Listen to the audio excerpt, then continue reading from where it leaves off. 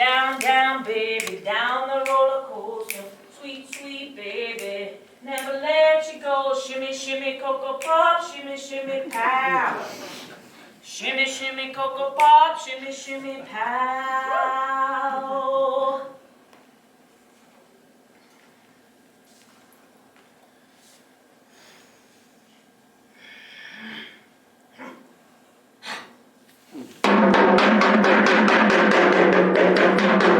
Erzuli, come now!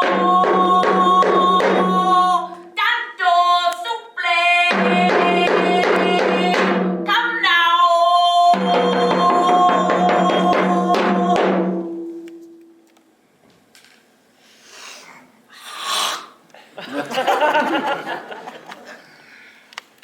ERZULIE, Haitian voodoo goddess of fierce love and power.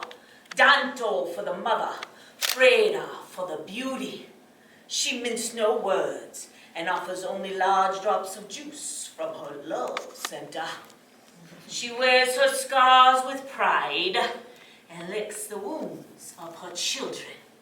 She will beat them into reality and hug them into wholeness. ERZULIE is the evolution of the ocean, the West Nigerian Yoruba river goddess.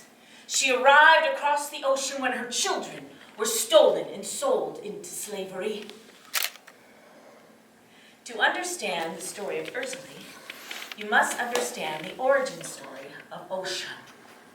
Ocean, the river goddess, lived in a time when the great god king Oludumare stopped talking to man and woman, for man and woman had forgotten the gifts of their life.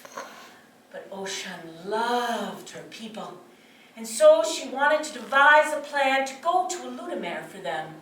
And so she transformed herself into a beautiful peacock. And she went to her people and she said, I will go for you. And they looked at her.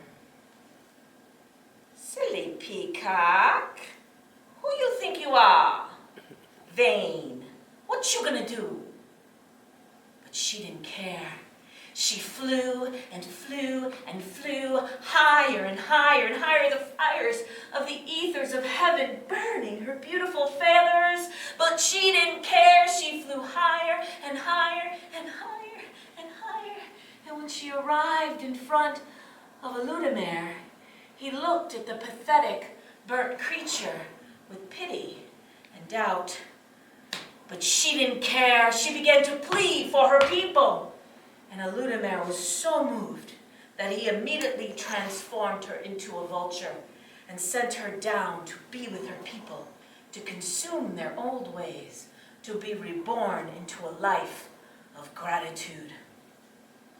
ERZULIE and Ocean are the only forces who could wake me from the underworld of the Spider Woman, and they began to shake me from the web in my junior year of college. Yes, 5 majors, completely lost.